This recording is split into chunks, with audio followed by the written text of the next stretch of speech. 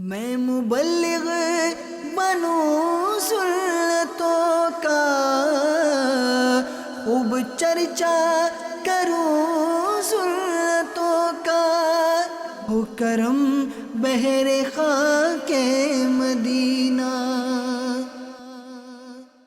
الحمدللہ رب العالمین والصلاة والسلام علی سید المرسلین، اما بعد فاعوذ باللہ من الشیطان الرجیم، بسم اللہ الرحمن الرحیم۔ الصلاة والسلام علیک یا رسول اللہ وعلی آلک واصحابک یا حبیب اللہ۔ الصلاة والسلام علیک یا نبی اللہ وعلی آلک واصحابک یا نور اللہ۔ یوں تو سوشل میڈیا میں خیر کے پہلو کم ہیں،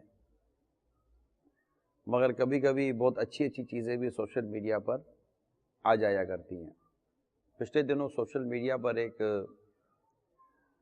فرضی حکایتی بیان کی گئی مگر بڑی سبق آموز تھی، وہ میں بیان کرتا ہوں۔ ہے یہ کہ 3 دوست کسی ملک میں تفریح کے لیے گئے۔ یہ ایک ہوٹل میں رکے۔ ہوٹل یہ 75 منزلہ تھی، 75 فلور تھے اس کے۔ ہوٹل فل تھی، ان کو 75 فلور پر کمرہ ملا، تو بھائی اس کے علاوہ کوئی کمرہ ہی نہیں ہے۔ ٹھیک ہے، یہ صحیح۔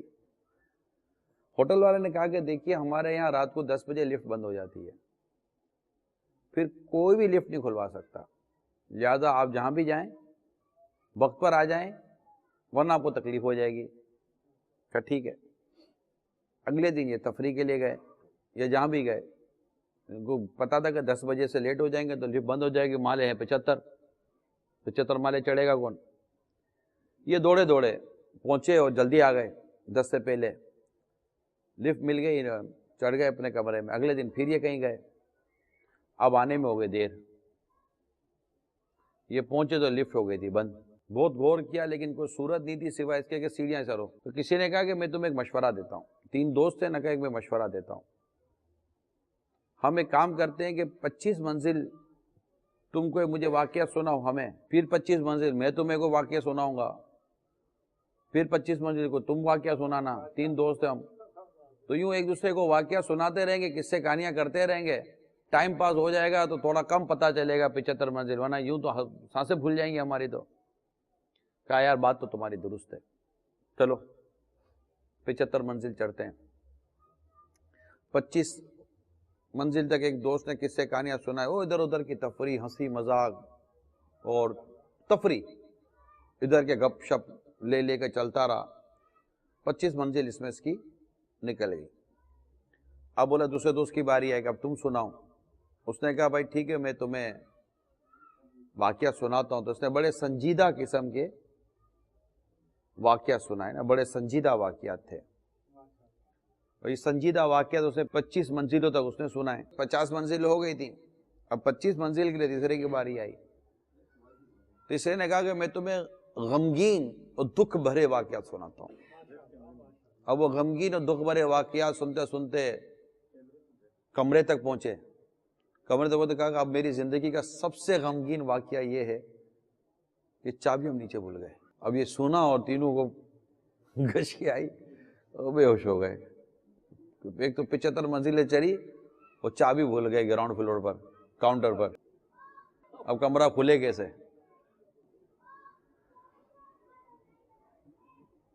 تینوں گر گئے۔ اب ہوگا کیا؟ یہ تھا ایک فرضی واقعہ، مگر اس میں سبق بہت ہے، اس میں سبق بہت ہے۔ شروع کے زندگی کے 25 سال ہنسی مذاق، تفریح، خوب گپ شپ، خوب ہلا گلا، نکل گئے 25 سال۔ پھر 25 سال شادی، بچے، روزگار، کمانا، بڑے سنجیدگی کے ساتھ 25 سال گزرتے ہیں۔ پھر گزر گئے 50 سال، اب 25 سال رہ گئے۔ ہسپتال، گھٹنے میں درد، پاؤں میں درد، پیٹ میں درد، سر میں درد، آنکھیں کمزور، روزگار چلا گیا، یہ غم، یہ دکھ، یہ پریشانی، یہ ہو گئے 75 سال۔ اب 75 سال ہو گئے، مثال ہے 75 سال۔ اب جناب موت کے دروازے پر پہنچے تو پتہ چلا اللہ کی رضا کی چابی تو پیچھے رہ گئی ہے، نماز تو جنت کی چابی ہے، وہ تو ساتھ چلی نہیں۔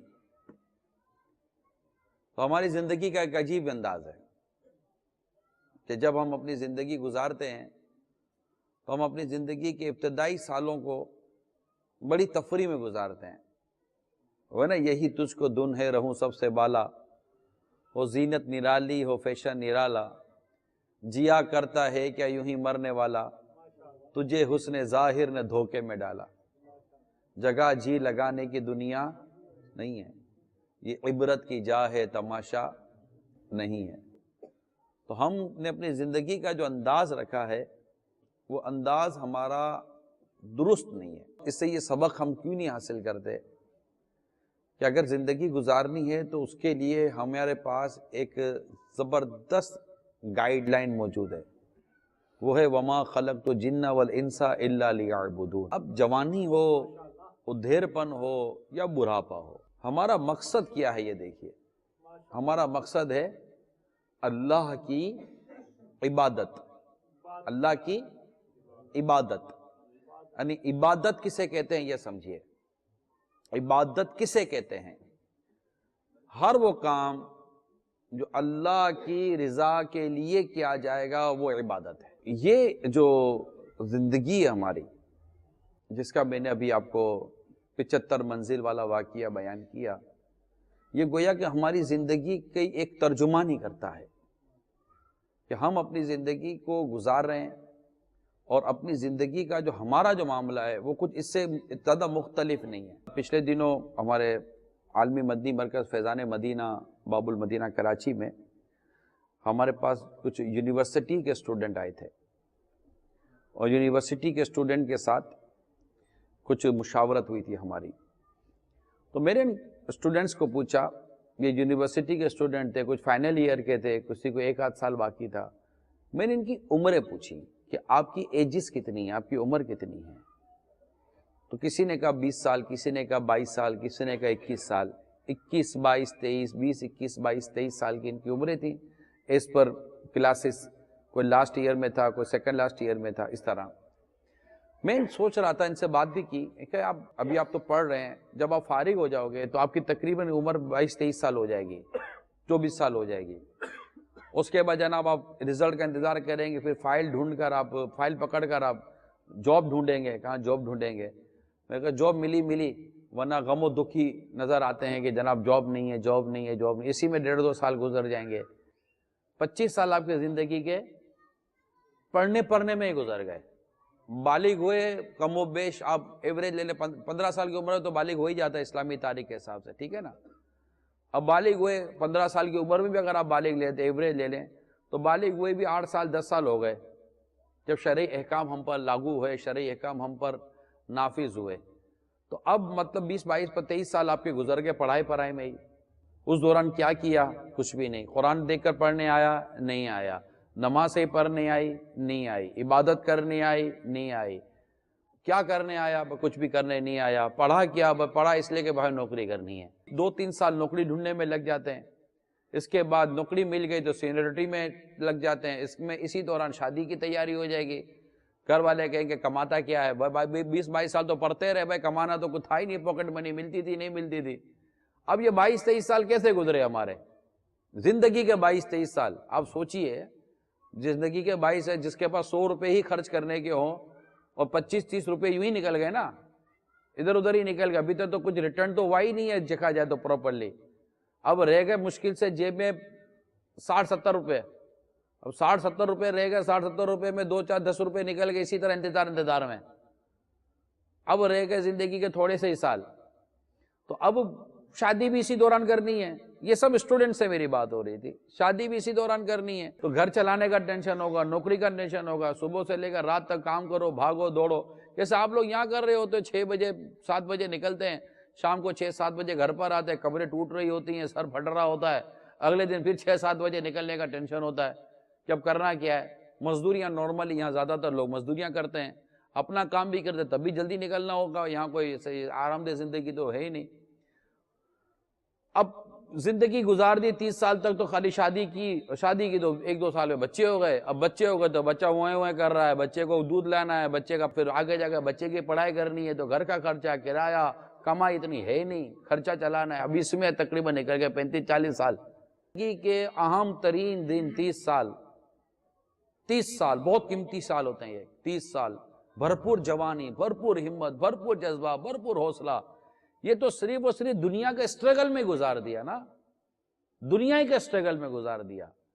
کھیل کود میں چلے گئے, تفریح میں چلے گئے, گراؤنڈ میں چلے گئے, فٹ بال کھیلا, کرکٹ کھیلا, فلاں اسپورٹس کھیلا. بھائی 30 سال, یہ لوگ بھی کہتے ہیں 5-6-7 سال کی مطلب کہ پرفارمنس ہوتی ہے, تو یہ جناب یہی ٹائم ہوتا ہے, دوڑو بھاگو کھیلو. تو وہی دوڑو بھاگو کھیلو, تفریح میں 25-30 سال گزار دیے. آگے 25-30 سال مزید جو اگر نصیب ہو بھی گئے تو وہ شادی, بچے بڑے ہو گئے, ہسپتال, علاج, تعلیم, یہ وہ, کمانا, قرضہ, گاڑی, مکان, یہ سب کرنے میں 15-20-25 سال نکال دیا, 40-50 سال کے ہو گئے. میں یہ پوچھتا 40-50 سال کے اب رہ کیا گیا؟ اب رہ گیا بڑھاپا. 50 سال کے بعد وہ ڈھلان, پھر چلتے 75 سال کے اگر ہو بھی گئے, 70 سال کے ہو بھی گئے تو کمر میں درد, پیٹ میں درد, سر میں درد, بڑھاپا. بچوں نے اگر کوئی اللہ اور اس کے رسول کا صحیح ذکر کیا ہوگا, دین کی تعلیم حاصل کی ہوگی تو بچوں نے خیال رکھا تو رکھا, ورنہ اولڈ ہاؤس بنے ہوئے, بچے نے اٹھانا ہے, ماں باپ کو اولڈ ہاؤس میں داخل کروا دینا ہے, جیسے نارملی ہماری آج کل زمانے میں ہو رہا ہے. ہماری زندگی کا مقصد ہے کیا؟ صرف کمانا, صرف پڑھنا, یا وہ آخرت کی تیاری جس کے ذریعے ہم نے اللہ کو راضی کرنا ہے؟ قبر و حشر کا معاملہ, یعنی میں دیکھتا ہوں لوگوں کو, ایسا لگتا ہے جیسے یہ ایک باتیں ہی رہ گئی ہیں, کتابوں میں رہ گئی ہیں. کوئی قبر, موت, حشر, حساب کتاب, اس سے ایسا لگتا ہے جیسے یہ عنوان ہی نہیں رہے ہمارے. مسجدیں بھی ہیں, نماز پڑھنے کی جگہیں, یہاں بھی 10-10 جگہ بنی ہوئی ہیں نماز پڑھنے کی. ہمارے ہانگ کانگ شہر کے اندر, ہانگ کانگ میں 10-10 جگہیں بنی ہوئی ہیں, لیکن فجر میں کتنے, ظہر میں کتنے, عصر میں کتنے, مغرب میں کتنے, عشاء میں کتنے, نمازیں کتنی ہیں ہماری؟ کچھ بھی نہیں ہے. بظاہر لوگ نمازیں بھی نہیں پڑھ رہے, عبادت بھی نہیں کر رہے, کیونکہ ایک مقصد ہے. وہ مقصد کیا ہے؟ کمانا ہے. ہمارا مقصد صرف کمانا نہیں ہے. میں نے عبادت کی تعریف آپ کو بیان کر دی کہ جو کام اللہ کی رضا کے لیے کیا جائے وہ عبادت ہے. ہاں, اگر آپ روزگار بھی اللہ کی رضا کے لیے حاصل کر رہے ہیں, اور روزگار اللہ کی رضا جب حاصل کر رہے ہیں تو وہ روزگار حاصل کرنے کا طریقہ بھی تو اللہ کی رضا کے مطابق ہوگا نا, کہ بھائی پیسے جو کما رہے ہیں وہ کمانے کا طریقہ بھی تو اللہ تعالیٰ کے ارشادات کے مطابق ہوگا نا, تبھی وہ کمائی درست ہوگی نا. اگر وہ کمانا بھی ناجائز ہوا, طریقہ بھی ناجائز ہوا, دھوکہ بول کے, جھوٹ بول کر, وعدہ خلافی کر کے, ملاوٹ کر کے, فراڈ کر کے اگر ہم پیسہ کما رہے ہیں تو پھر اپنی آمدنی کا جائزہ لینا چاہیے. ڈنڈی مار کر پیسہ کما رہے ہیں, آمدنی کا جائزہ لینا چاہیے. اوور انویسٹ, انڈر انویسٹ کر کر آپ ایکسپورٹ امپورٹ کا کام کر رہے ہیں تو بھی اپنی آمدنی کا جائزہ لینا چاہیے. بہت ساری چیزیں یہاں میٹر کرتی ہیں. تو کما بھی رہے ہیں تو کما بھی ہم کو عبادت کے طور پر نہیں رہے, ایک تعداد کی بات ہے, کیونکہ ان کو کمانے کا طریقہ ہی نہیں آتا, جائز ناجائز, حرام و حلال کا ان کو سمجھ ہی نہیں آ رہی. اور اگر کوئی بیٹھ کر عبادت بھی کر رہے ہیں, مثال کے طور پر نماز بھی پڑھ رہے ہیں, جو لوگ نماز پڑھ رہے ہیں تو ان کی نماز کا عالم یہ ہے کہ ان کو نماز پڑھنے بھی صحیح نہیں آتی, رکوع کرنے صحیح نہیں آتا, سجدہ کرنے صحیح نہیں آتا, ان کو قرات کرنے صحیح نہیں آتی, ان کو وضو کرنے صحیح نہیں آتا. بھائی وضو تو نظر آ رہا ہے نا, غسل آپ کو کوئی نہیں دیکھ رہا, وضو تو نظر آ رہا ہے نا. بھائی ساتھ بیٹھ کر ایک آدمی وضو کر رہا ہے اور اب دیکھنے والا دیکھ رہا ہے کہ یار اس کو وضو ہی کرنے نہیں آ رہا, اس کا ہاتھ دھونے نہیں آ رہا, اس کو پاؤں دھونے نہیں آ رہا, اس کو منہ دھونے بھی نہیں آ رہا, سر کا مسح کرنے بھی اس کو صحیح نہیں آ رہا, کلی کرتا ہے تو اس کو سمجھ نہیں آ رہی کہ کلی بھی کیسے کی جاتی ہے, تو وضو کرنے اس کو آ نہیں رہا ہے. غسل کا عالم پتہ نہیں کیا ہوگا. نماز بھی سامنے پڑھی جا رہی ہے, کوئی چپ کر تو نماز نہیں پڑھی جا رہی نا. آپ سجدہ اور رکوع کریں گے, نظر آ رہا ہوتا ہے نا کہ آدمی سجدہ اور رکوع کر رہا ہوتا ہے. اب سجدہ اور رکوع صحیح نہیں کر رہا تو اس کی قرات کیسے صحیح ہوگی؟ ایک بظاہر نظر نہیں آ رہا کہ قرات کیسے صحیح ہوگی, قرآن صحیح کیسے پڑھ رہا ہوگا وہ. اب قرآن درست نہیں پڑھ پا رہا, وضو درست نہیں ہے, غسل درست نہیں ہے, جن کا نہیں ہے میں ان کو کہہ رہا ہوں, عبادت درست نہیں ہے, تلاوت دیکھ کر نہیں کر سکتا. روزگار جب کمانے جاتا ہے تو اس کو یہ نہیں پتا کہ روزگار میں حلال طریقے سے کما رہا ہوں, حرام طریقے سے کما رہا ہوں, اس کا طریقہ شرعی کیا ہے. ہم مسلمان ہیں, اے ایمان والو, اسلام میں پورے کے پورے داخل ہو جاؤ. ہمیں تو ہمارا ہر کام اسلام و دین کے مطابق ہی کرنا ہے, شریعت کے مطابق ہی کرنا ہے نا. تو یہ اس کا اندازہ ہی نہیں ہے ہم سب کو. 75 منزلہ جو عمارت کی جو میں نے آپ کو حکایت بیان کی, اگرچہ فرضی حکایت تھی, لیکن اس کو آپ تقابل کریں 75 سالہ عمر سے, کہ 75 ایئر کی ایج ہے, تو یہ کس طرح؟ اور جب ہم موت کے ایک دروازے پر پہنچے ہیں، اب بتائیے آپ موت کے دروازے پر جو پہنچے گا، بالکل اینڈ ہے، اس وقت اس کی کیا فیلنگ ہونی چاہیے؟ اس وقت اس کے پاس کیا ہونا چاہیے؟ آپ بتائیے. پیسہ؟ میں ایک شخص دنیا سے جا رہا ہے اور قبر جس کا گھر ہے، آخر جانا تو وہی ہے نا، قبر جس کا گھر ہے، جہاں جانا ہے فائنلی، جانا تو وہی ہے. اب وہ قبر کے کونے پر پہنچ گیا، بالکل موت اس کے اوپر ہے، ان قریب اس کی روح قبض ہو رہی ہے. وہ گویا کہ اپنی کیفیت کو جانتا ہے کہ میں جا رہا ہوں، آگے کا میرے قبر کا طویل سفر ہے، قبر سے کب اٹھنا ہے، پھر قیامت کا طویل عرصہ، 50,000 سال کا ایک دن ہے قیامت کا، 50,000 ایئر، 50,000 سال کا ایک دن. تھوڑا سا اس پر غور کریں کہ جب ایک انسان قبر کی دہلیز پر کھڑا ہے، موت کے بالکل کارنر پر ہے، کہ اب اس کی روح قبض ہوئی، ایک جسٹ امیجن، آپ تصور کریں، ایزیوم کریں کہ ہم، مطلب بھائی یہ بھی ایزیوم کرنے کا، لیکن ڈیفینیٹلی موت تو آنی ہے نا، آپ کو بھی آنی ہے، مجھے بھی آنی ہے. ہماری سانسوں کی کوانٹٹی پوری ہونی ہے، سانسوں کی کوانٹٹی پوری ہونی ہے کہ آپ کی میری سانسیں کتنی ہیں. ہو سکتا ہے کہ میرا بیلنس سانسوں کا جو کوانٹٹی رہ گئی ہو، نمبر آف سانس رہ گئی ہو، نمبر آف بریتھ رہ گئی ہو، وہ 1000 رہ گئی ہو، 2000 رہ گئی ہو، 3000 رہ گئی ہو. آئی ڈونٹ نو میری کتنی رہ گئی ہیں، آپ کی کتنی رہ گئی ہیں، مگر جیسے ہی سانسوں کی گنتی پوری ہوگی ہماری روح قبض ہو جائے گی. جیسے ہی آپ کی میری، اب وہ بچے کی سانس کی گنتی پوری ہو جاتی ہے، بچہ مر جاتا ہے. وہ بوڑھا ہے بیچارہ، چارپائی پہ پلنگ پر لیٹا ہوا ہے، کس بظاہر ایسے ہی لیٹا ہوا ہے، ڈرپیں لگی ہوئی ہیں، کھانس رہا ہے، نہ کھا رہا ہے، نہ پی رہا ہے، نہ سو رہا ہے، کچھ بھی نہیں، اور مگر سانسوں کی گنتی پوری نہیں ہو رہی، روح کہاں سے قبض ہوگی اس کی؟ اور بالکل نوجوان ہے، بالکل نوجوان، اس کی سانسوں کی گنتی پوری ہو گئی. سانسوں کی گنتی، یہ یاد رکھیے گا. ہماری زندگی کیا ہے؟ سانسوں کی گنتی ہے. یہ سانسیں ہی تو ہیں. اب ڈیفینیٹلی آپ میں اور میں کوئی بھی نہیں جانتے کہ ہماری سانسوں کی گنتی کتنی ہے، ہم کتنی سانسیں لے کر دنیا میں آئے. ہماری ایکسپائری ڈیٹ اللہ جانتا ہے، جس نے ہمیں پیدا کیا ہے نا. میں بھی جانتا ہوں میری پیدائش کی ڈیٹ کیا، آپ بھی جانتا ہوں کہ پیدائش کی ڈیٹ کیا ہے، مگر آپ اور میں یہ نہیں جانتے کہ آپ کی میری ایکسپائری ڈیٹ کیا ہے. وہ اللہ جانتا ہے. اور ایکسپائری ڈیٹ آج بھی ہو سکتی ہے، اگلا لمحہ بھی ہو سکتا ہے. یہاں ایکسپائری ڈیٹ میں صرف دن میٹر نہیں کرتا، دنیا میں ہماری زندگی میں ایکسپائری ڈیٹ جو ہے نا، صرف ڈے میٹر نہیں کرتی ہے، ٹائمنگ بھی میٹر کرتی ہے. ہمارے ایکسپائری ڈیٹ میں ڈے بھی ہے، ٹائم بھی ہے، مومنٹ بھی ہے. جیسے ہی مومنٹ پوری ہو گئی، ہمارا ایکسپائری ڈیٹ پوری ہوئی، ایک سبحان اللہ کہنے کا بھی چانس نہیں ملے گا، روح قبض کر لی جائے گی. بیٹھے بیٹھے آدمی گر جاتا ہے نا، کھڑے کھڑے آدمی گر جاتا ہے، سویا ہوا ہوتا ہے، نہیں اٹھ رہا ہوتا، اس کا ٹائم پورا ہو گیا. وہ جب سویا تھا تو سانسیں لے رہا تھا، نیند ہی میں اس کی کوانٹٹی پوری ہو گئی. بات سمجھ رہے ہیں آپ؟ نیند ہی میں اس کی سانسوں کی کوانٹٹی پوری ہو گئی اور اس کی روح قبض ہو گئی. آپ بولو ہارٹ فیل ہو گیا، آپ بولو کہ اس کا یہ ہو گیا، آپ بولو کہ اس کا ایکسیڈنٹ ہو گیا، جو بھی ریزن بنا،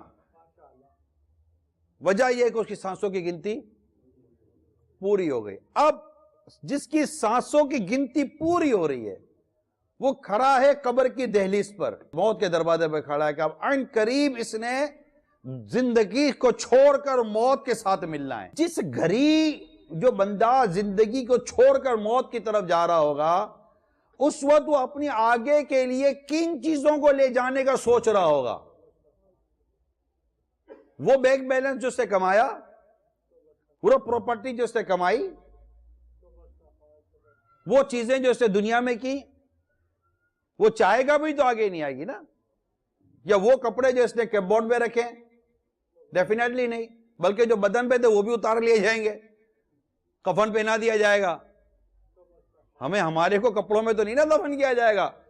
یہ بہت مطلب کہ برانڈیڈ سوٹ پہنتا تھا، برانڈیڈ سوٹ کے اندر اس کو دفن کرو، لوگ ماریں گے. کیسا آدمی ہے بھائی؟ کوئی برانڈیڈ سوٹ کے اندر، کوئی برانڈیڈ کپڑے میں کسی کو دفن کرتا ہے؟ اتار لیا جائے گا. کفن تو کفن ہے. اب اس کو کیا چیز چاہیے آگے جانے کے لیے؟ ایک ایسے تصور کریں آپ کہ آپ اور ہم سب موت کی دہلیز پر کھڑے ہیں، اور اب عین قریب ہماری موت آنے والی ہے، اور مرنے سے پہلے گویا کہ ہمیں یہ ادراک ہو گیا کہ اب میری سانس نکلنے والی ہے. اور اب میں مرنے والا ہوں، میں قبر میں جانے والا ہوں، نہ میرا بیٹا میرے ساتھ قبر میں ہوگا، نہ میری بیوی میرے ساتھ قبر میں ہوگی، نہ میرے ساتھ میرے ماں باپ قبر میں ہوں گے، میں اکیلا قبر میں ہوں گا۔ اس گھڑی میں جب جا رہا ہوں، میرا گھر میرے آنکھوں کے سامنے ہے، میری آنکھیں میری گھر کی چھت پر لگی ہوئی ہیں، آنکھیں ٹمٹما رہی ہیں، آنکھوں سے پانی نکل رہا ہے، میں اپنے گھر والوں کو دیکھ رہا ہوں، یہ سب مجھے دیکھ رہے ہیں کہ ہمارا یہ عزیز دنیا سے جا رہا ہے۔ میں روتا ہوا بھی ان کو دیکھ رہا ہوں، مگر میں یہ دیکھ رہا ہوں کہ میں ان سب کو چھوڑ کر جا رہا ہوں۔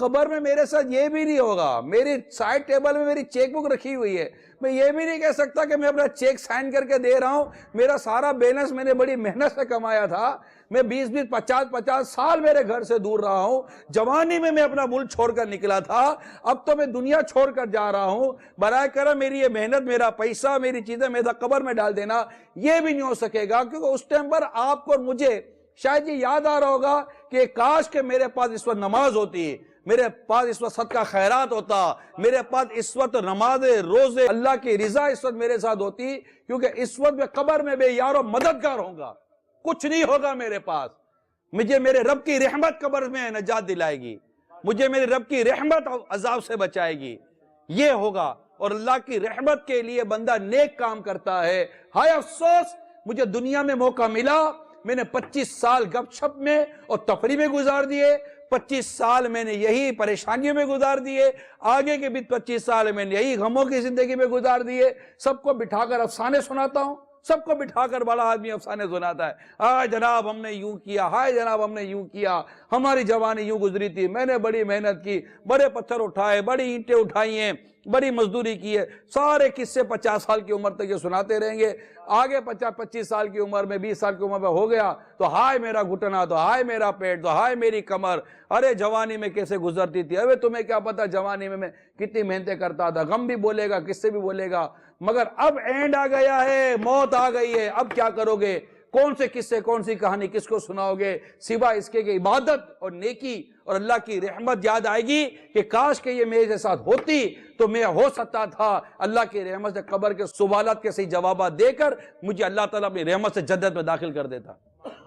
یعنی تصور کرے، بندہ غور کرے، یہ جو میں کہہ رہا ہوں یہ کوئی قصے کہانی نہیں ہے، یہ کوئی قصے کہانی نہیں ہے، یہ ریئلٹی ہے جس سے ہم بھول گئے ہیں۔ ہم نے صرف اور صرف مال اور دولت کمانے کو ہی سب کچھ سمجھ لیا، یہ قصے کہانیاں نہیں ہیں۔ اور سب سے بڑی سچائی، بہت بڑی سچائی ہے، وہ موت ہے، سب سے بڑی سچائی ہے وہ موت ہے، قبر ہے، قبر کے سوال جواب ہیں، یہ یاد رکھیے گا۔ ہم اپنے آپ کو دیکھیں کہ ہم کہاں کھڑے ہیں، اپنے اعمال کو دیکھیں، اپنی پوزیشن کو دیکھیں، ہم ہیں کہاں، کر کیا رہے ہیں۔ اللہ تعالی ہمارے حال زار پر رحم فرمائے۔ اب دیکھیے اس وقت باہر ایک ٹھنڈا سا موسم ہے نا، اور اندر گھبراہٹ ہو رہا ہے، مجھے پسینہ آ رہا ہے، مجھے پسینہ آ رہا ہے، اندر گھبراہٹ ہو رہا ہے۔ میں ابھی سوچ رہا ہوں کہ یہ لائٹیں جل رہی ہیں، باہر ٹھنڈا موسم ہے، کمرے میں یہاں رش لگا ہوا ہے اور گرمی ہو رہی ہے، گھبراہٹ ہو رہا ہے، ٹھیک ہے، ہوا نہیں ہے نا، ہوا نہیں ہے، حالانکہ یہ پنکھے چل رہے ہیں مگر ہوا نہیں آ رہی، مجھے گھبراہٹ ہو رہا ہے۔ میرا قبر پہ کیا بنے گا؟ میرا قبر میں کیا بنے گا؟ قبر تو یہ جتنی ٹیبل ہے شاید اتنی ہوگی، یہ ہے نا ٹیبل کی سائز، ہو سکتا ہے شاید اتنی ہوگی قبر، چوڑائی اس کی اتنی ہوگی، لمبائی میرے قد اتنی ہوگی، اور لٹا کر اوپر سے بند کر دیا جائے گا،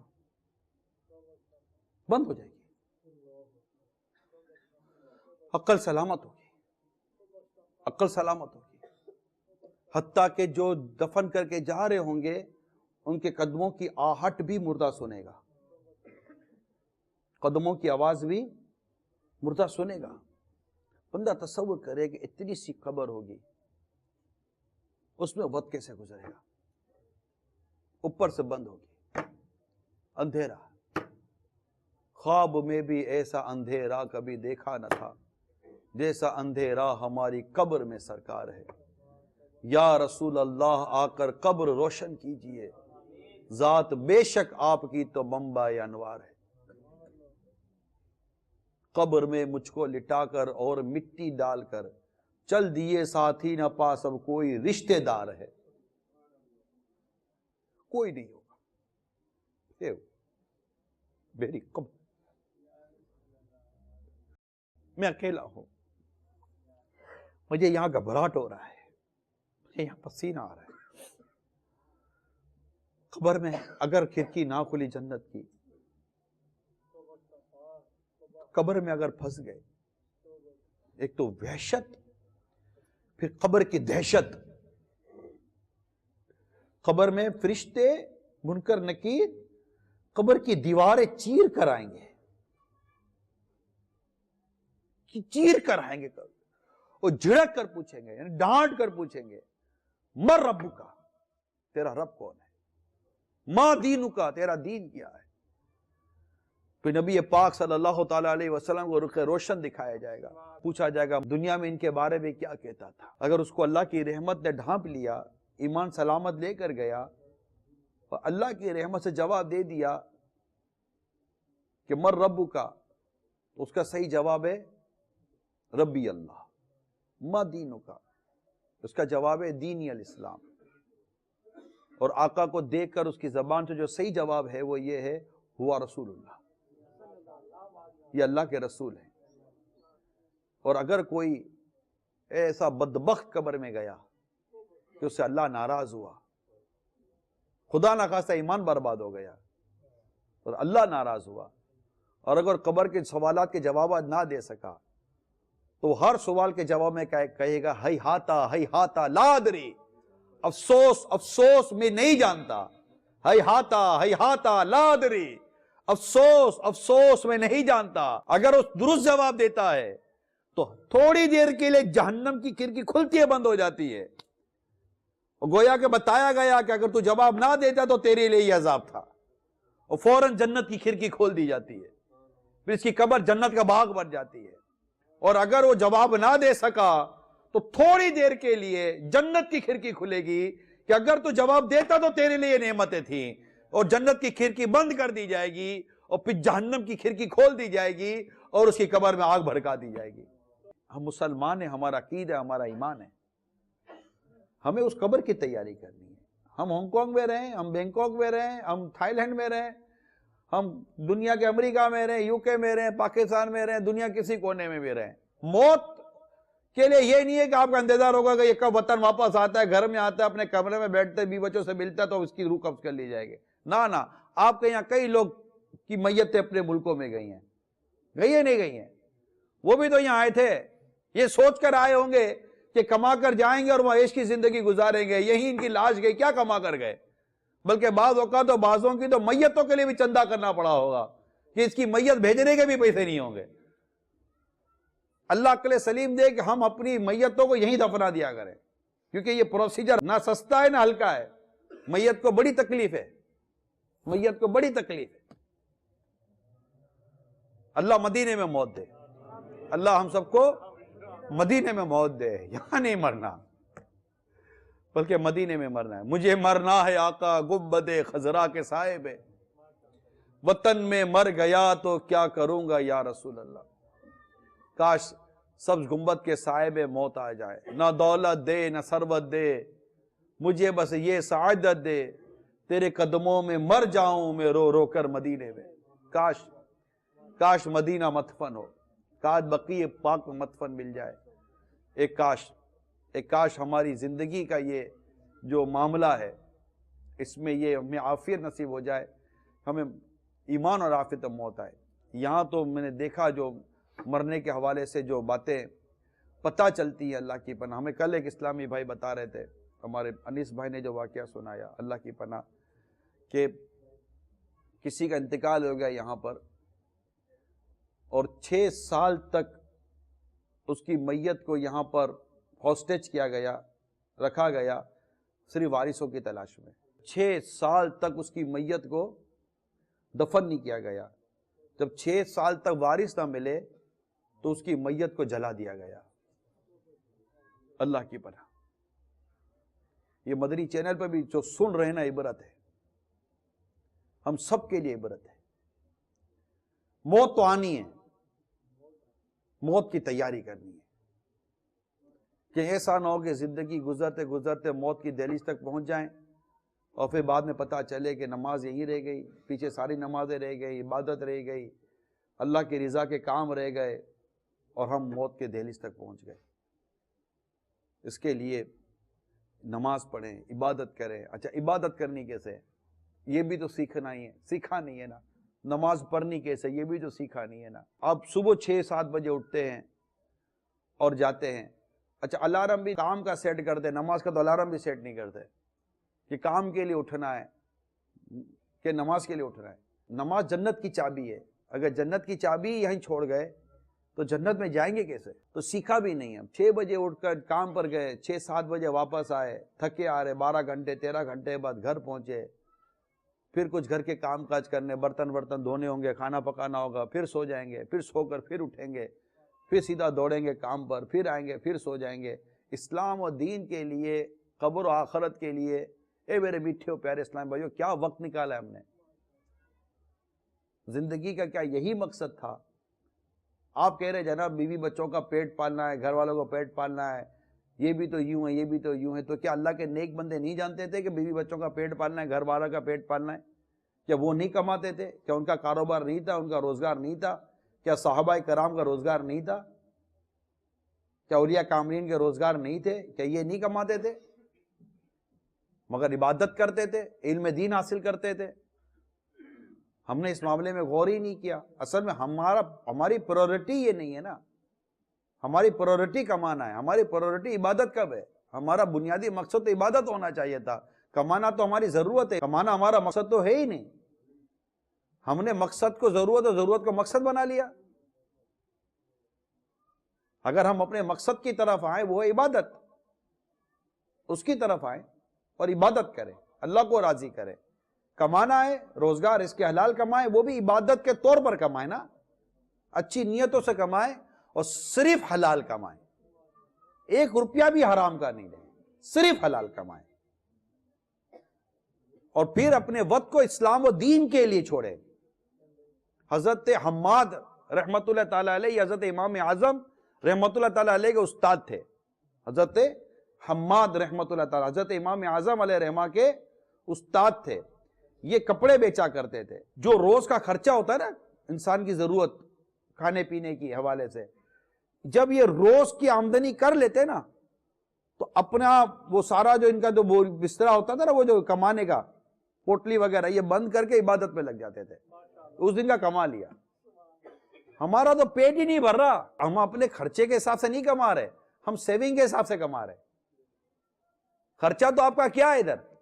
میں نے یہاں آ کر ساری معلومات لی ہے، خرچہ آپ کا کتنا ہے ادھر، یا آپ کے گھر کا خرچہ کتنا ہے ادھر، لیکن کمانا ہے زیادہ، سیونگ کرنی ہے، سیونگ کرنی ہے، یہ پلاٹ بنانا ہے، یہ بنگلہ بنانا ہے، یہ بنانا ہے، یہ بنانا ہے۔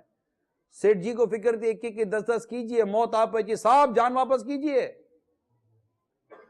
یہاں بیٹھ کر وہاں بنگلہ بنایا، پتہ چلا کہ بنگلے میں زندہ پہنچتے تو بنگلہ ملتا، یہاں تو لاش پہنچی تھی۔ ہم بہت کچھ کرنے جاتے ہیں لیکن ہمارا ہے کیا؟ ایک شخص کو کسی نے کہا کہ تو کام کر، یہ جب سورج طلوع ہو نا تو دوڑ،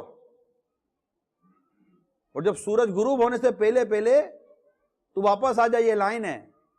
تو جتنا دوڑ کر واپس آئے گا نا، تو جتنی زمین جو تو نے دوڑی ہوگی نا، یہ سارے کا سارا زمین تیری، تو دوڑ۔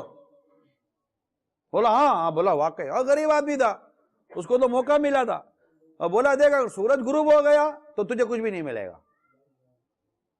بولا ٹھیک ہے، اب اس کو جتنا دوڑیں گے نا واپس آ جائیں گے۔ یہ دوڑا، چلتا رہا، آگے یہ نظر آ رہا ہے، یہ باغ نظر آ رہا ہے، یہ کھیت نظر آ رہا ہے، یہ خوبصورت چیزیں نظر آ رہی ہیں۔ بولا یا تھوڑا یہ بھی لے لوں، تھوڑا یہ بھی لے لوں، چلتا رہا۔ اب وہ جو تھوڑا آگے جاتا تو اور اس کی طلب بڑھتی تھی، یار یہ بھی آ جائے گا، اور بڑا یہ بھی آ جائے گا، چلتا رہا۔ دیکھا تو سورج تو اوپر سے نیچے کی طرف آنا شروع ہو گیا۔ اسے سورج دیکھا، بولا سورج تو غروب ہو رہا ہے، میں تو بہت آگے آ گیا ہوں۔ اب بولا چلو دوڑتا ہوں۔ پھر یہ واپس آیا، اب اس کو لائن تک پہنچنا تھا، جتنا چلنا تھا چل چکا، اب اس سے آگے جاتا تھا تو اور دیر ہو جاتی تھی۔ اب اس کو احساس کیا ہوا کہ واپس آ جاؤں، کہیں ایسا نہ ہو کہ سورج غروب ہو جائے تو سارا مطلب کہ محنت بیکار ہو جائے گی۔ یہ واپس آیا، اب واپس آیا تب آپ نے بھی دیکھا کہ تھوڑا تیزی کے ساتھ پھر سورج غروب ہونا شروع ہو جاتا ہے، دیکھتے دیکھتے یہ چل رہا ہے، سورج اس سے زیادہ تیزی سے غروب ہو رہا ہے، اور جیسے سورج غروب ہونے لگا اسی گھبراہٹ بھر گئی کہ یہ تو سارا کچھ میرے ہاتھ سے، اب یہ دوڑا دوڑا دوڑا دوڑا، اب یہ دوڑے، اس کی سانس پھول گئی، ہانپ گیا، سورج غروب ہو رہا ہے، یہ بھاگ رہا ہے، سورج غروب ہو رہا ہے، یہ بھاگ رہا ہے، بھاگتے بھاگتے بھاگتے بھاگتے بھاگتے ایسی سانس پھولی کہ اس کا دل پھٹ گیا، اس کا ہارٹ فیل ہو گیا، اور ہارٹ فیل ہوا، یہاں سورج غروب ہوا اور یہاں یہ گرا، یہاں یہ منہ کے بل گرا اور مر گیا، منہ کے بل گرا اور مر گیا، لائن کے قریب پہنچا اور مر گیا۔ کہنے والے نے کہا کہ یہ اتنی بڑی زمین کے پیچھے بھاگا تھا، اصل تو اس کی زمین یہی تھی جس کے حصے میں یہ مرا ہوا پڑا ہے، اصل تو یہ اس کی زمین تھی، اس کو تو اتنے سے ٹکڑے کے اندر ہی دفن ہونا تھا، دوڑ رہا تھا یہ، ہم دوڑے چلے جا رہے ہیں، دوڑے چلے جا رہے ہیں، یہ بھی لے لیں، یہ بھی لے لیں، یہ بھی لے لیں، ابھی باقی ہے۔ بھئی کیا باقی ہے؟ زندگی کا سورج کبھی بھی غروب ہو سکتا ہے، پھر کوئی آ کر احساس دلائے گا ہو کچھ بھی نہیں ہے، عبادت نہیں ہے، نیکی نہیں ہے، پرہیزگاری نہیں ہے، پتہ چلا کر بھی کچھ نہیں سکتے، اللہ نہ کرے کسی کو لقوہ پڑ گیا، کسی کو فارج ہو گیا، کسی کو کیا ہو گیا، کسی کو کیا ہو گیا، کچھ بھی عبادت نہیں کر پا رہے، اور زندگی کی مدت ختم ہوتی چلی جا رہی ہے۔ میں 50 سال بھی زندگی کے بہت ہوتے ہیں، 50 ایئر کس کو کہتے ہیں؟ اگر کسی نے 70-75 سال کی عمر بھی اگر پائی ہے تو وہ اپنی زندگی کے 50 سال تو ہی گزار چکا، اگر 50 سال کی اکاؤنٹیبلٹی کرے تو 50 سال میں اس کے بعد نیکیاں ہیں کتنی، عبادت ہے کتنی؟ بلکہ عبادت کم ہے، نیکیاں کم ہے، گناہ زیادہ ہیں۔ بیلنس شیٹ بنائے اپنی زندگی کی تو اس کا بیلنس جو آئے گا وہ نیگیٹو میں آئے گا، مائنس میں آئے گا، گناہ زیادہ ہیں، برائیاں زیادہ ہیں، کیونکہ جو عبادتیں کی تھی نا وہ عبادت بھی علم کے مطابق نہیں کی تھی، نماز بھی صحیح نہیں پڑھی تھی، قرآن کی تلاوت بھی صحیح نہیں کی تھی۔ سائیکل کو چلانے کے لیے پینڈل کا چلنا ضروری نہیں ہے جب تک اس کی چین نہ لگی ہوئی ہو، چین لگی ہوئی ہوگی گراری میں تو ہی پینڈل مارو گے تو سائیکل چلے گی، ورنہ سائیکل کھڑی ہوئی ہے، آپ پینڈل پہ پینڈل مارے چلے جا رہے ہیں، مارے چلے جا رہے ہیں۔ بھائی چین تو لگاؤ، چین لگاؤ، ٹائر کو زمین پر لاؤ پھر چلے گی۔ سانسیں پھول رہی ہیں مگر منزلیں طے نہیں ہو رہی ہیں، وہیں کے وہیں کھڑے ہیں۔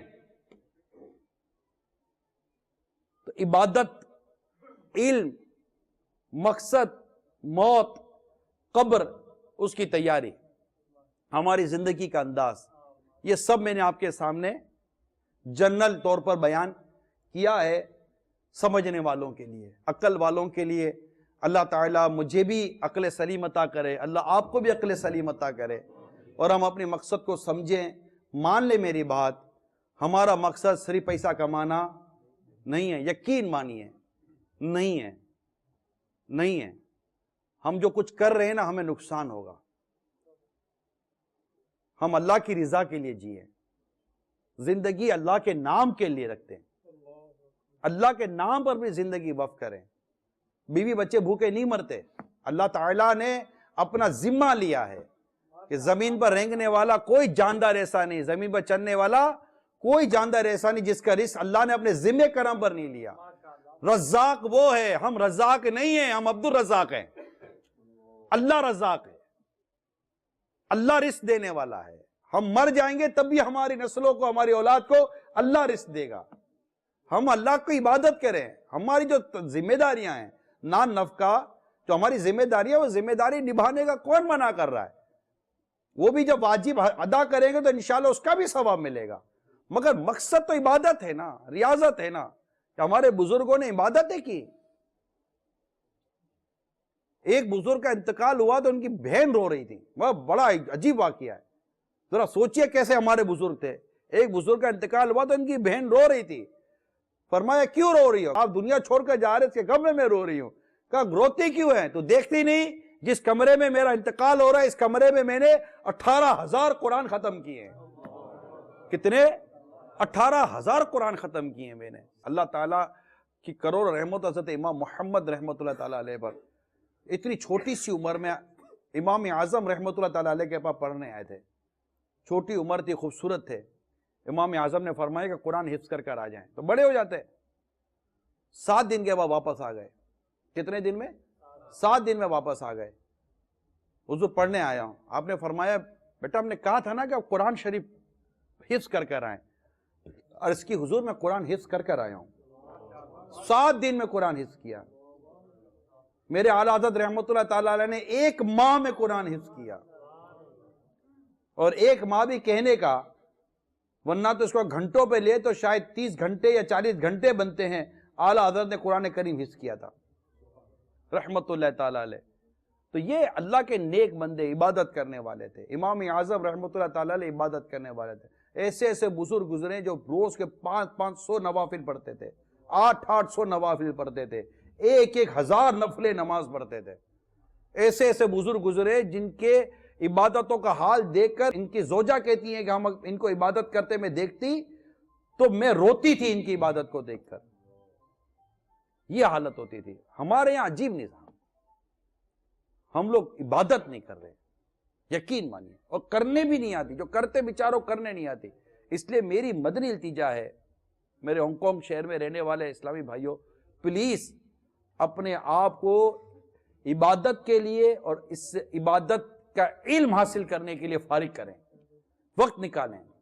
ورنہ وہی میں نے کہا نا، سانسوں کی گنتی پوری تھا، گئے دنیا سے. اب جتنے سانس رہ گئے آپ کے میرے، اس پر کوئی نیت کریں کہ میں ان بچی کچی سانسوں کو اپنے رب کی رضا کے لیے خرچ کروں گا. یہ نیت کریں.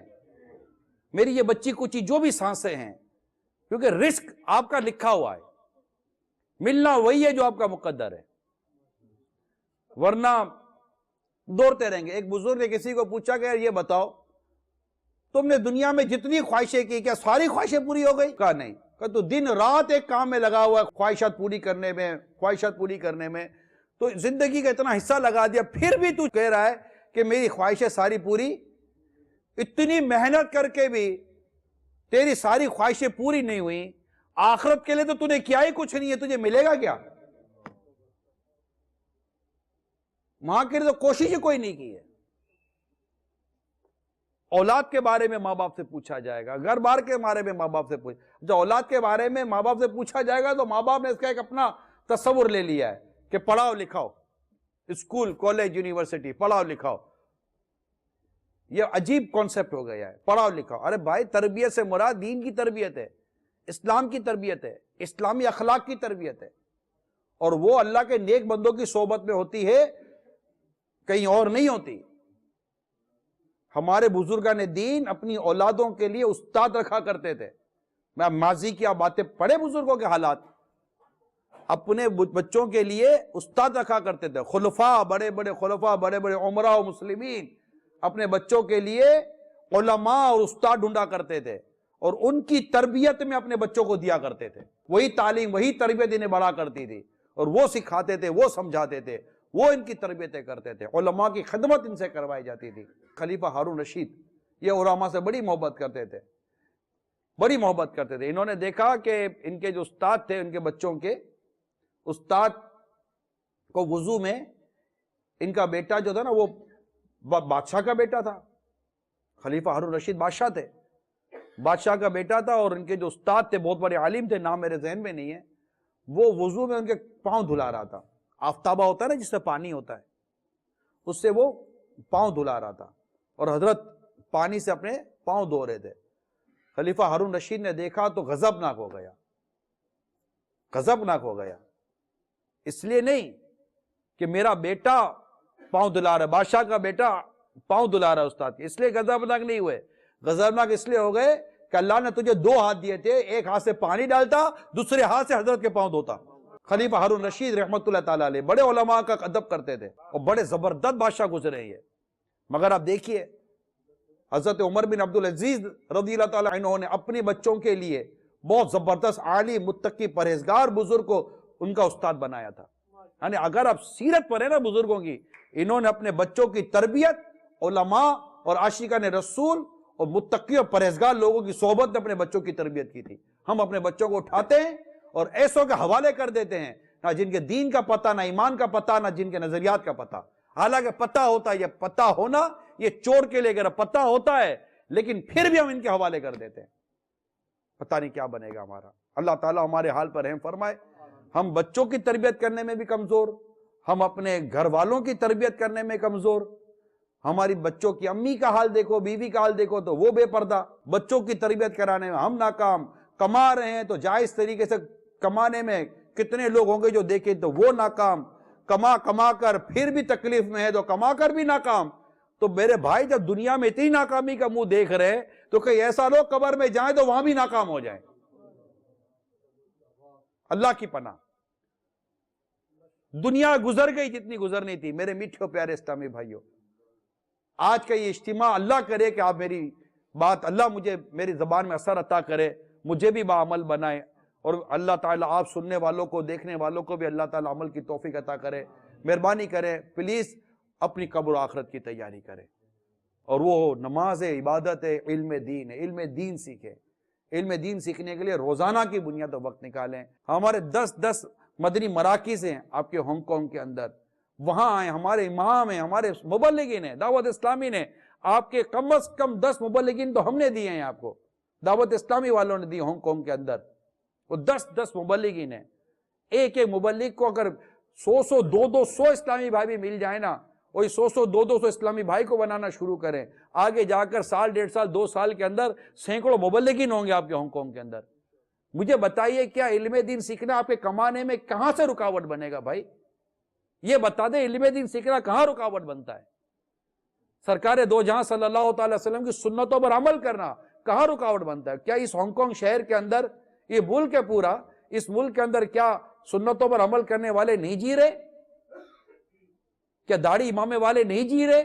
تو یہ چیزیں ہمارے لیے رکاوٹ نہیں ہے، ہماری رکاوٹ ہماری نفس ہے، ہماری خواہشات ہیں، جو ہمیں رسول اللہ صلی اللہ تعالی علیہ وسلم کی پیاری سنت پر عمل کرنے میں شیطان و نفس رکاوٹ ہے۔ امریکہ میں آپ کو سنتوں کے پیکر ملیں گے، یو کے میں آپ کو سنتوں کے پیکر، یہ ہمارے کیمرہ مین کھڑے ہوئے، یہ یو کے بھی عملی نہیں ہے، میں یہ نہیں کہہ رہا، مگر میں آپ کے سامنے ایک ایگزامپل رکھ رہا ہوں کہ انہی ہواؤں میں، انہی فضاؤں میں، انہی زمین پر، انہی عمارتوں کے بیچ میں سنتوں پر عمل کرنے والے بھی تو جی رہے نہیں جی رہے؟ ہم کیسے نہیں جی سکتے؟ ہماری نفس ہمیں سنتوں پر عمل نہیں کرنے دے رہی، ہماری خواہشات سنتوں میں۔ آپ ڈر کس چیز سے رہے میں بھی نہیں جانتا۔ آپ رسول اللہ صلی اللہ تعالی علیہ وسلم کی سنتوں پر عمل کریں، چہرے پر ایک مٹھی داڑھی سجائیں، داڑھی منڈانا حرام، ایک مٹھی سے گھٹانا حرام ہے۔ آپ کو اندھیرے میں بھی کوئی دور سے دیکھے نا تو کہے یہ مسلمان جا رہا ہے۔ غیر مسلموں کے ملکوں میں ہمارا گیٹ اپ تو دیکھیں آپ، یہاں پر چلتے ہوئے کیسے لگے گا یہ کون جا رہا ہے؟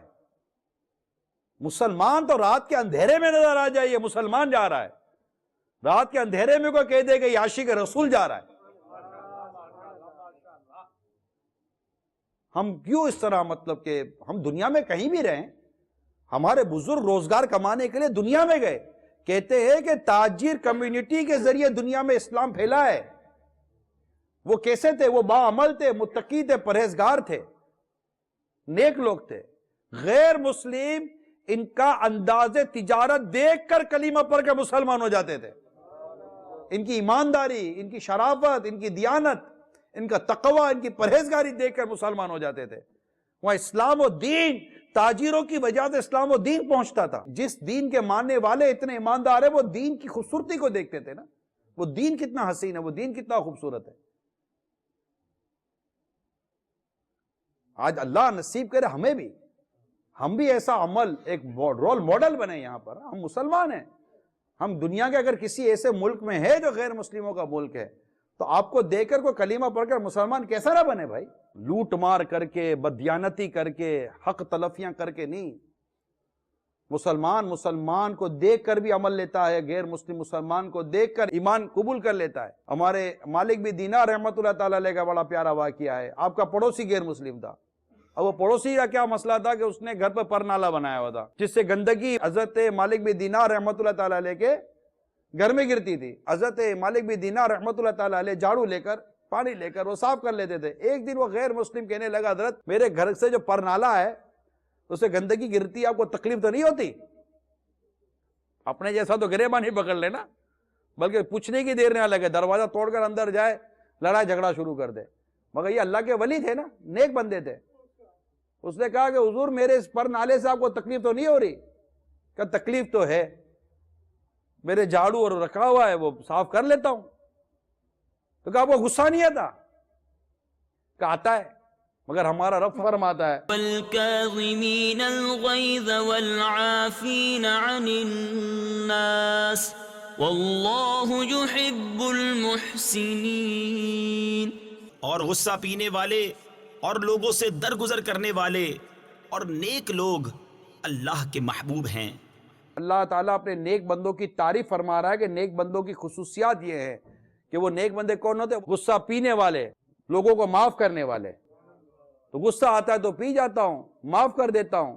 کہ اللہ تعالیٰ احسان کرنے والوں کو پسند فرماتا ہے کہ حضور آپ کا دل اتنا اچھا ہے, کہ ہمارا دل اتنا اچھا ہے کہ میں بھی کلمہ پڑھ کے مسلمان ہوتا ہوں. It's the beauty of Islam. اسلام کا حسن, اسلام کی خوبصورتی, یہ سب علم کی باتیں ہیں. دین اخلاق بھی سکھاتا ہے, عبادات بھی سکھاتا ہے, معاملات. یعنی آپ کو تجارت کرنی تو علم دین سیکھیں, آپ کو جینا تو علم دین سیکھیں نا. آپ کا پڑوسی کون ہے, مسلمان ہے غیر مسلم, آپ علم دین سیکھیں کہ پڑوسی کے ساتھ کیا کرنا ہے, اللہ کے والوں کے ساتھ کیا کر رہا ہے, آتے جاتے ہوئے کیا کرنا ہے. ہم کو سیکھنا پڑے گا. اسلام اور دین تو پوری رہنمائی کر رہا ہے. اللہ کرے کہ آپ کو یہاں پر ایسا کوئی کورس وغیرہ کریں, ہر ہفتے کو ہفتہ وار اجتماع ہوتا ہے, اس میں شرکت کریں. علم دین ہی سکھایا جاتا ہے, اس میں ذکر بھی ہوتا ہے, دعا بھی ہوتی ہے. پھر ہر ہفتے کو مدنی مذاکرہ ہوتا ہے. اب مدنی مذاکرے کا ہمارے یہاں جو ٹائم ہے پاکستان کا رات 9 بجے کا ہے تقریباً, اور آپ کے یہاں بجتے رات 12 بجتے ہیں. تو اب یا تو یہ دیکھ لیں, یا پھر اس کا جو نشے مقرر آتا ہے وہ دیکھ لیں, ریکارڈ کر لیں, ریکارڈ کر کے دیکھ لیں, کوئی ایسی صورت نکالیں کہ آپ کو مدنی مذاکرہ مل جائے. اس کے علاوہ اور بھی بہت سارے سلسلے مدنی چینل پر آتے ہیں. دارالفتہ اہل سنت آتا ہے, مفتیان کرام کے سوالات کے جوابات ہوتے ہیں, وہ دیکھیں. اور بھی بہت سارے ایسے سلسلے ہوتے ہیں جس کو آپ دیکھ سکتے ہیں آپ کے ٹائمنگ کے اندر. مدنی چینل یہ علم دین سیکھنے کا بہترین ذریعہ ہے. تو اس میں نہ عورت ہے نہ میوزک ہے, ایڈورٹائز ہم دیتے نہیں ہیں. تو صرف اور صرف اسلام و دین کی باتیں, قرآن و حدیث کی باتیں, اور میں کہوں کہ بس مدینہ مدینہ ہو رہا ہوتا ہے. یا مدرسۃ المدینہ بالغان بھی لگ رہے ہیں راتوں کو الحمدللہ عشاء کی نماز کے بعد. آپ کے یہاں 8 بجے عشاء کی جماعت ہے, عشاء کی نماز پڑھ کر آپ آدھا گھنٹہ, پونا گھنٹہ, 1 گھنٹہ قرآن کریم سیکھنے کو تو دیں.